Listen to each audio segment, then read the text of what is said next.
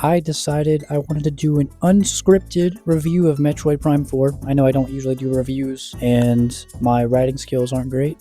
That's why it's unscripted. I am going to think of things off the top of my head that I like, things I don't like, and compare it between the other games of the series. I enjoy the bike. The bike is the coolest thing in the entire game. And I spent way too much money on that fucking amiibo just to get the background music because, God forbid, Nintendo puts a feature in a game that should be in a game on launch. But for some reason, they like to lock features behind a paywall, just like that goddamn Loftwing amiibo for Skyward Sword. Yeah, I've seen a lot of complaints online about the desert, and I have to agree with the desert. The desert isn't that great. It serves as a hub in a way that connects the different areas, which sucks, right? It's not Metroid Prime at all.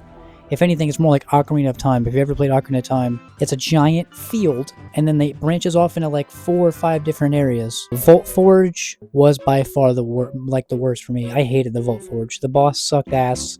The layout was terrible. That long-ass tutorial just to get the bike, and it was easy shit. My thing about this map, right? If you play Metroid Prime 1, it's like a 4D puzzle. Every area kind of stacks on top of each other and it's kind of cohesive in that sense. But this one is not. But it's not connected. None of it's connected at all. My point is, these maps are not the same as what they used to be. And it's not even that the game's like bad. It just doesn't meet the standard that a Metroid Prime game should be. And that's what sucks the most, is because I loved the very first Metroid Prime game. That game was fucking phenomenal. This is coming from a guy that just got into Metroid in the past 2 or 3 years.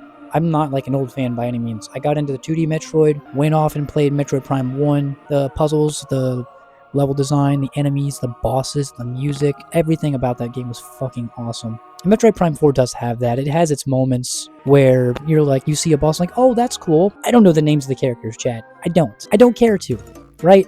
Because at the end of the day, I'm looking at a person in a fucking power suit from Fallout, and that's what I have to go on. It's just a voice in a power suit, and it's weird. I don't like, how am I supposed to remember that? And don't even get me started on Mackenzie, because this guy, I will have a general idea of where I need to be. It's not hard. Anybody with a functioning brain and a sense of direction will know where to go next, and he just like hammers it into your fucking head. Oh, hey, you should go, you got a thunder blocker or a thunder shot now. You should go to the, ice belt, make sure you got all the items. I was like, no shit, stupid.